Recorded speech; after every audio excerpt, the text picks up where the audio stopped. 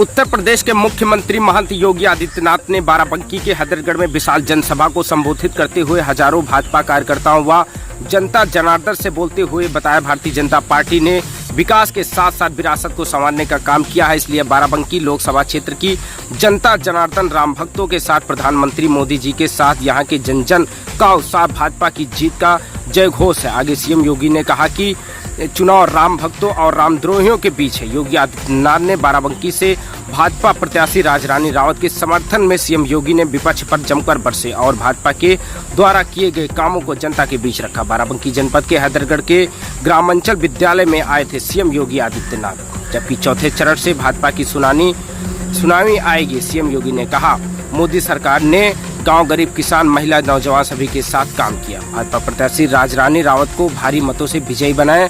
हैदरगढ़ में योगी आदित्यनाथ की जनसभा में मुख्य रूप से राज्य मंत्री सतीश चंद्र शर्मा, भाजपा जिला अध्यक्ष अरविंद वर्मा, भाजपा प्रत्याशी राजरानी रावत, भाजपा विधायक दिनेश रावत, सुशील पटेल, अरुण शुक्ला, बशरत जायसवाल सहित हजारों की संख्या में भाजपा पदाधिकारी व कार्यकर्ता रहे मौजूद।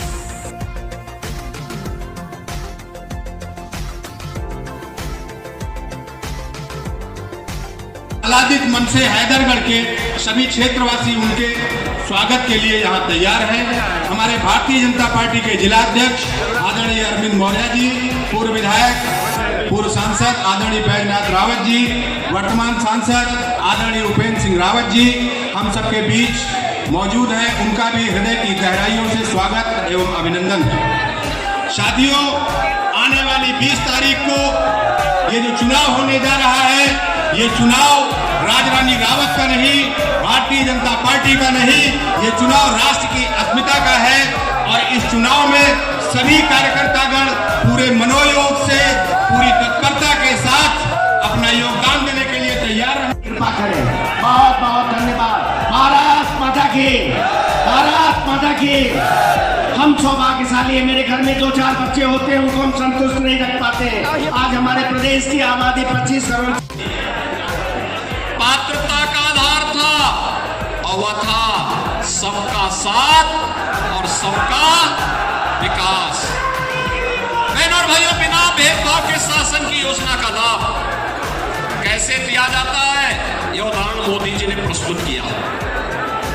गांव को, गरीब को, किसान को, नौजवान को, महिलाओं को, और यह भी कहा है भारतीय जनता पार्टी तीसरी बार आएगी, राशन की योजना जारी रहेगी, किसान सम्मान निधि की योजना जारी रहेगी।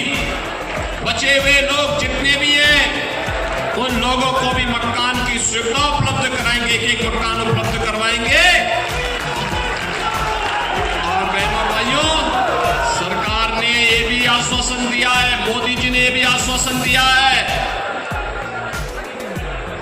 कि भारत के अंदर 100% सिचुएशन के लक्ष्य की ओर ले जाने की दिशा में आगे बढ़ना है, क्योंकि भारत को आत्मनिर्भर और विकसित भारत बनाना है। बहनों और भाइयों, एक तरफ भारतीय जनता पार्टी नेतृत्व की मोदी जी की सरकार और दूसरी तरफ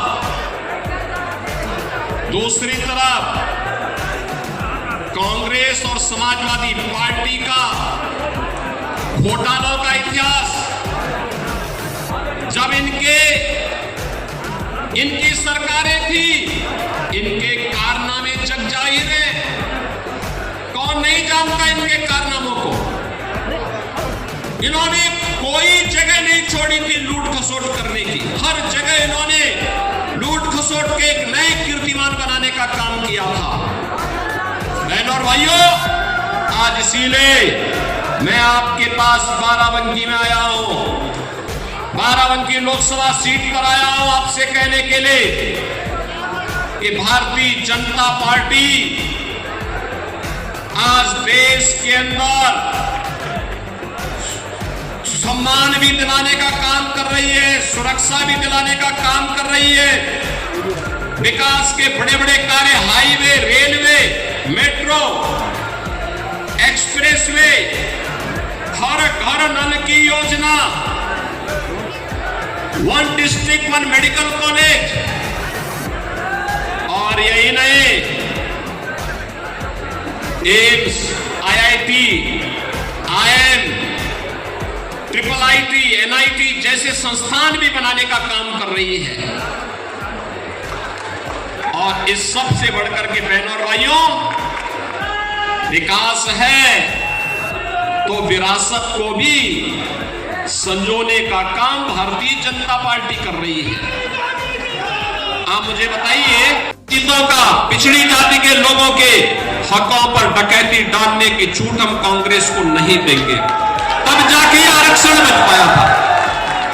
ये सपा और कांग्रेस के लोग जो बोल रहे हैं ना, ये सफेद झूठ है। सच्चाई यह है, ओबीसी और SC ST के आरक्षण पर सेंध लगाने का काम इन लोगों ने किया था, तो भारतीय जनता पार्टी ने इनको सेंध नहीं लगाने दिया, अन्यथा यह आपका अधिकार मुसलमानों को सौंप देते। ये तो डॉक्टर मनमोहन सिंह जी जब प्रधानमंत्री थे, उन्होंने कहा ही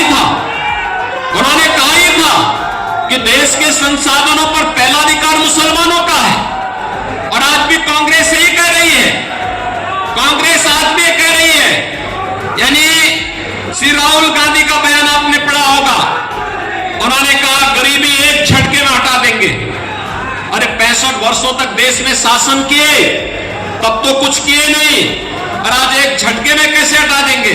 एक पत्रकार ने जब उनसे प्रश्न किया तो इन्होंने कहा कि एक झटके में हटा देंगे, कहा इसके लिए क्या करेंगे।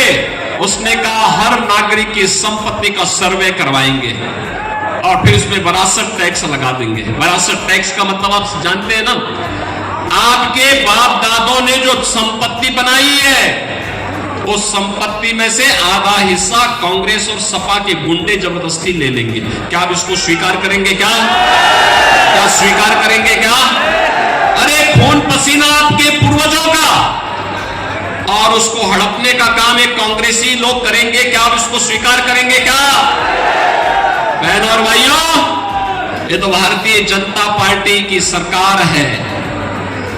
आज आपको सुरक्षा भी दे रही है, आपने देखा, और विरासत का सम्मान भी कर रही है, विकास भी करा रही है। अयोध्या धाम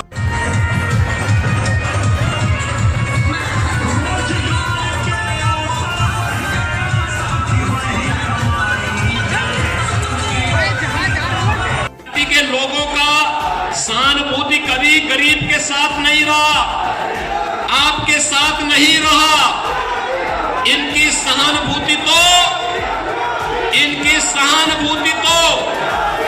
माफिया के प्रति है, माफिया के प्रति। बहनों और भाइयों, ये वही समाजवादी पार्टी है। पूर्व मुख्यमंत्री कल्याण सिंह जी के निधन पर इस समाजवादी पार्टी ने संवेदना के एक भी शब्द नहीं व्यक्त किए थे। और अभी एक माफिया मरा था, उस माफिया के मरने पर मातम मनाने के लिए समाजवादी पार्टी के नेता और कांग्रेस के नेता उसके घर पहुंचे हुए थे। इनकी सहानुभूति गांव के लिए नहीं, गरीब के लिए नहीं, किसान के लिए नहीं, नौजवान के लिए नहीं, महिलाओं के लिए नहीं, बेटियों की सुरक्षा के लिए नहीं।